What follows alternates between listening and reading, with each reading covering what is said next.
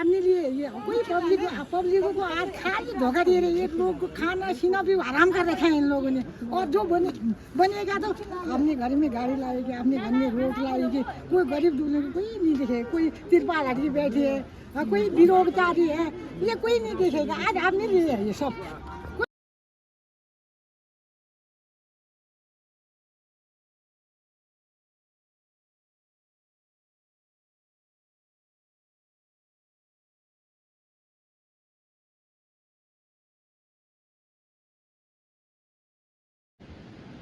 नमस्कार दोस्तों, मैं हूं राकेश तिवारी। आप देख रहे हैं मानसरोवर न्यूज़ सीमांत की आवाज़। दोस्तों, आज है 24 जुलाई और पूरे उत्तराखंड में पहले चरण के मतदान के दौरान विभिन्न स्थानों पर आज मतदान जारी है। और ऐसे में ही विभिन्न क्षेत्रों का, विभिन्न बूथों का भ्रमण करते हुए आज हमारी टीम कालिका भी पहुंची थी। और कालिका से वापसी के दौरान हम उस स्थान पर आकर के खड़े हैं जहां पर हिलवेज कंस्ट्रक्शन कंपनी के द्वारा निर्माण कार्य कर लिया गया है। और यहाँ पर मार्ग चौड़ीकरण के बाद इस क्षेत्र में जो ओवरहैंगिंग दिख रही है, सड़क के ऊपर जो ये झांकते हुए पहाड़ों के जो लूज पत्थर हैं, इनसे लोगों को काफ़ी खतरा बना हुआ है। और इसी स्थान पर पूर्व में एक व्यक्ति चोटिल भी हुआ है। आपको बताएं कि इस खबर को बोलने का आज मुख्य लक्ष्य ये भी है कि कल दिन भर धारचूला लिपुलेख राष्ट्रीय राजमार्ग में तावा घाट के पास मानसरोवर यात्री जो दूसरा दल था यात्रा करके जो वापस आ रहा था, और क्योंकि आज मतदान था तो इसके लिए धारचूला के आपके चौंदास और ब्यास वैली में जो मतदान केंद्र हैं, ऐसे ही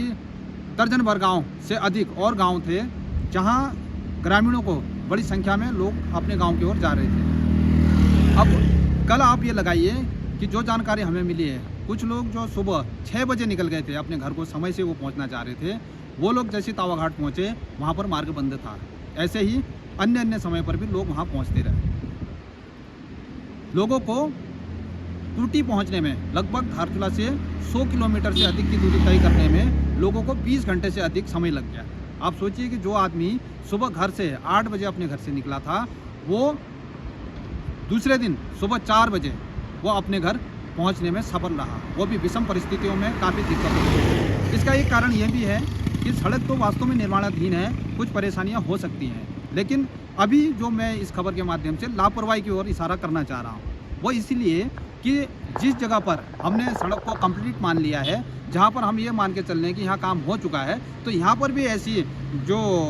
हमारी नाकामयाबी दिख रही है, जो लापरवाही दिख रही है कि अभी भी पत्थर यहाँ से ऊपर से झाँक रहे हैं। मतलब कि जब आदमी नीचे से गुजरता है, सच में कहूँ तो मैं खुद भी गुजरता हूँ, तो आदमी का मन डरने लगता है। ऐसी परिस्थिति में वास्तव में बीआरओ को और कार्यदायी जो संस्था है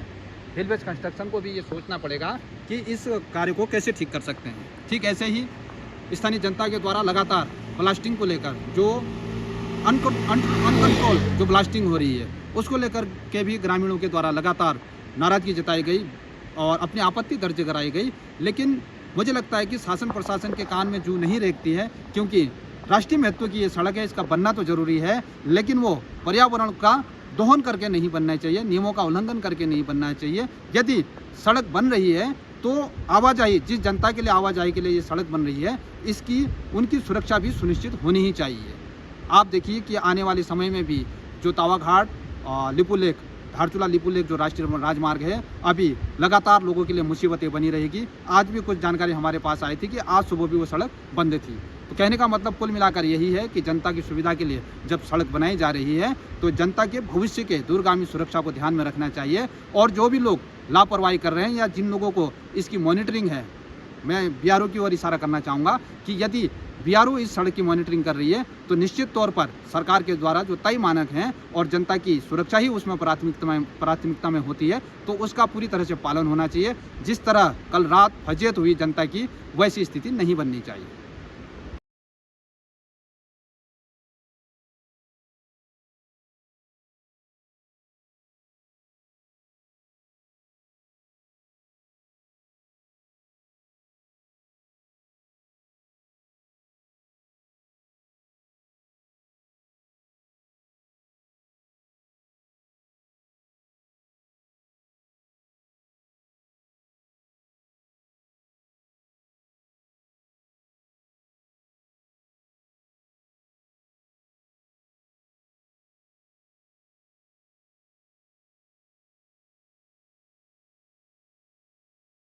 तो हमारे यहाँ पर जो है पूरे जनपद में आज 4 ब्लॉकों में जो चुनाव है त्रिस्तरीय पंचायतों का आज शांतिपूर्वक समाप्ति की ओर है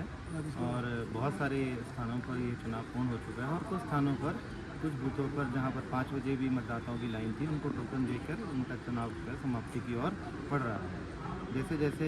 पार्टीज जो हैं अपना अपना सामान पैक करेंगे और वो यहाँ पर हमारे यहाँ सामान रिसेप्शन के लिए जो स्थान है इसको चिन्हित किया गया है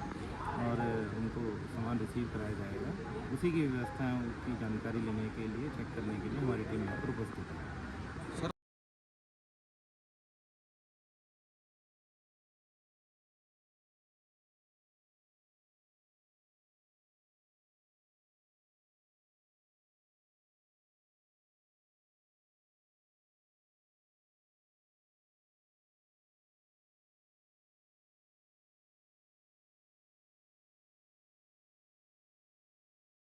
नमस्कार दोस्तों, मैं हूं राकेश तिवारी। अभी मैं वर्तमान समय में खड़ा हूं धारचूला विकासखंड के परिसर में, जहां पर पंचायती चुनाव को लेकर के स्ट्रॉन्ग रूम बनाया गया है और आज 24 जुलाई को मतदान समाप्त होने के बाद सारे जो मतदान केंद्रों से जो सूचना है और जो मतपेटियां हैं वो यहां आना शुरू हो गई हैं। अब आपको एक मैं सूचना देना चाहता हूं कि धारचूला में 108 कुल मतदान केंद्र हैं, जिसमें से 19 अति संवेदनशील थे और 29 संवेदनशील केंद्र थे। अब इन केंद्रों में भी एक विशेष सूचना ये है कि मतदान केंद्र जो सबसे अधिक दूर था वो 16 किलोमीटर में था, वो था कनार का जो बूथ था वो सबसे दूरस्थ था, 16 किलोमीटर की उसकी दूरी थी। और ऐसे ही सुआ और मेत्री जो मुख्यालय की जो सड़कें थी उनसे 600 किलोमीटर की दूरी पे थे। और ऐसे ही हम अगर चेक करते हैं तो कर्मचारियों के द्वारा 16 से 6 किलोमीटर की पैदल दूरी तय करते हुए विकास खंड में कुल 51,360 जो मतदाता हैं उन्होंने अपने मतदान का प्रयोग किया है और ग्राम प्रधान, बीडीसी और जिला पंचायत के दावेदारों का भाग्य आज तय हो चुका है। मतपेटियों में उनका भाग्य तय हो चुका है। ऐसे ही धारचूला के अंदर परिस्थितियाँ क्या थी कि आपको हम बताते हैं कि 62 सीट थी, ग्राम सभा की 62 सीटें हैं, जिनमें से 193 दावेदार आज के दिन में चुनावी समर में हैं और ऐसे ही बीडीसी के 40 सीट में 145 जो दावेदार हैं वो भी आज चुनावी मैदान में थे और जिला पंचायत सदस्य के 5 सीट जो पूरे विकास खंड में आते हैं उनमें 26 दावेदारों ने अपने भाग्य को आजमाया है। ऐसे ही आपको बता दें कि 442 जो वार्डों के सदस्य हैं पूरे क्षेत्र में थे, लेकिन 89 मात्र ऐसे सदस्य हैं जो चुनावी मैदान में आज लड़ रहे हैं। तो आपको बताते हैं कि बीडीसी जो 40 बीडीसी क्षेत्र हैं उनमें से एक मात्र ऐसा बीडीसी क्षेत्र था जिसमें मंजुला बुधियाल निर्विरोध तौर पर चयनित हो चुकी हैं। लेकिन आज का जो पूरा दिनक्रम है और जो घटनाक्रम है उसमें पूरे क्षेत्र में चुनावी माहौल बिल्कुल ठीक था और जिन जगहों पर भी हम गए चुनावी प्रक्रिया अच्छी चली थी। लेकिन कालिका से लेकर धारचूला मुख्यालय आने तक जो नगर पालिका और मुख्यालय का जो मार्ग था, जो धारचूला और अगर ऐसे कहें जोलजीबी से धारचूला मुख्यालय का जो एनएच था वो कई जगह पर बाधित रहा और कई जगह पर लोगों ने नाराज़गी जताई, इसलिए कि जब प्रशासन ने ये दावे किए थे कि पूरे चुनाव को लेकर के प्रशासन के दावे बड़े थे और कई जगह पर वह सफल भी रहे, लेकिन पूरे चुनावी प्रक्रिया में अगर उसको हम नाकामयाबी के तौर पर देखें तो एनएच की जो व्यवस्था थी आज पूरी तरह से विफल नज़र आई और वहाँ पर ऐसी कोई व्यवस्था हमें नज़र नहीं आई। और पूरे मीडिया कर्मियों के द्वारा चुनाव को पूरे क्षेत्र में कवर किया गया। धारचूला देहात का एक बूथ है जिसकी संख्या है 63 और वहाँ पर एक पीठासीन अधिकारी हैं चन्याल, पूरा नाम उनको मुझे अभी याद नहीं है, लेकिन दर्शन चन्याल हैं, वो पीठासीन अधिकारी थे। वो अच्छा काम कर रहे होंगे, हमें जानकारी नहीं, लेकिन जब मीडिया की टीम वहाँ पहुँची और मीडिया की टीम के द्वारा हम जब वहाँ पर पहुँचे थे वहाँ पर कोई भी मतदाता नहीं था, पूरा जो बूथ था वो सुनने की स्थिति में था, किसी भी कर्मचारी के पास कोई काम नहीं था। लेकिन जब मीडिया कर्मी वहाँ पहुँचे तो उनके द्वारा उनके साथ वैसा व्यवहार नहीं किया गया जैसा इस क्षेत्र की जनता या पूरे उत्तराखंड और पूरे भारत की जनता मीडिया को लोकतंत्र के चौथे स्तंभ के तौर पर जानती है, वैसा व्यवहार हमको वहाँ देखने को नहीं मिला। सुरक्षाकर्मी के द्वारा जब जाने के लिए रोका गया तो उनको मीडिया का जो पास सूचना विभाग के द्वारा जारी है जिसमें स्पष्ट तौर पर लिखा है कि मतदान और मतगणना के लिए ये पास जारी है, तो वो पास उनको दिखाया गया। उसके बाद शायद उनको मुझे लगता है कि उन्होंने आगे जाने की अनुमति मीडिया को दी, लेकिन जो वहाँ के पीठासीन अधिकारी हैं चन्याल जो थे, उन्होंने किस कारण से मीडिया को वहाँ जाने के लिए रोका, जबकि मीडिया कर्मियों के द्वारा उनको ये बोल दिया गया था कि आप हमारे कैमरे भी यहाँ रख लीजिए, हमारे वीडियो कैमरा भी यहाँ रख लीजिए, लेकिन उन्होंने जाने की अनुमति नहीं दी। और इसकी शिकायत हमने आज धारचूला पहुँचे थे, जो CDO साहब हैं, उन्होंने भी पूरे क्षेत्र के मतदान केंद्रों का निरीक्षण किया और अच्छी खबर थी कि सब जगह शांतिपूर्वक था। DM साहब भी विभिन्न क्षेत्रों में घूम रहे हैं। तो हमने उनको एक ही बात आज लिख करके दी, RO को भी हमने ये लिखित सूचना दे दी है, मीडिया कर्मियों को लोकतंत्र के अंतर्गत जो अधिकार मिले हुए हैं, क्योंकि पूरी जनता जानती है कि जहाँ पर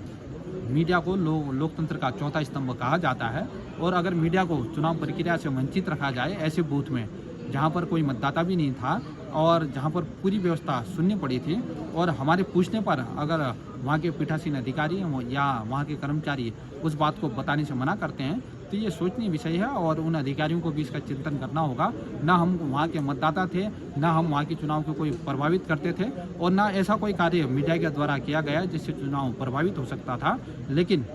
संबंधित अधिकारी के द्वारा आचरण वैसा नहीं किया गया, जिनको अपने आचरण पर भी विचार करना चाहिए। और चुनाव आयोग और प्रशासन को भी हम आज अपनी रिपोर्ट के माध्यम से ये कहना चाहते हैं कि ऐसे अधिकारियों पर, ऐसे लापरवाह अधिकारी जो मीडिया की,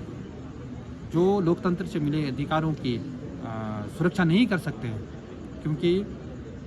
उनके अधिकारों की भी सुरक्षा मीडिया ही करता है। कल के दिन में अगर कोई ऐसी बात हो जाए, किसी बूथ में ऐसी बात हो जाए, जनता के द्वारा कोई ऐसा कार्य कर दिया जाए जहां पर संबंधित अधिकारी को उसके सुरक्षा से वंचित होना पड़े, वहां पर भी उनकी सुरक्षा की डाल मीडिया है, और मीडिया को उस बूथ में जाने से मना कर दिया जाए जहां पर ना वोटिंग हो रही है और वोटरों की संख्या उस समय पर 0 है, तो ये सोचनीय विषय है। और ये शिकायत मीडिया संगठन के द्वारा RO साहब को कर दी गई है, SDM साहब को बता दिया गया है और CDO साहब को भी ये बता दिया गया है, ऐसे कर्मचारी पर कार्रवाई होनी चाहिए। और आज का जो मतदान का पूरा जो इस क्षेत्र में कार्य है वो लगभग मुझे लगता है कि शांतिपूर्वक संपन्न हो गया। प्रशासन और इसके लिए निर्वाचन आयोग बधाई के पात्र हैं। ये अच्छी खबर है कि सीमांत में चुनाव प्रक्रिया लगभग संपन्न है, लेकिन इस स्ट्रॉन्ग रूम में अभी भी मतपेटियों की पहुंचने की जो सिलसिला है वो जारी है। तो इसमें अभी तक की हमारे पास जो टीमें यहाँ आई हैं उसकी बड़ी खबर ये आ रही है कि चल में सबसे दारमा वैली के अंतर्गत सबसे भारी मतदान हुआ है, 87 पॉइंट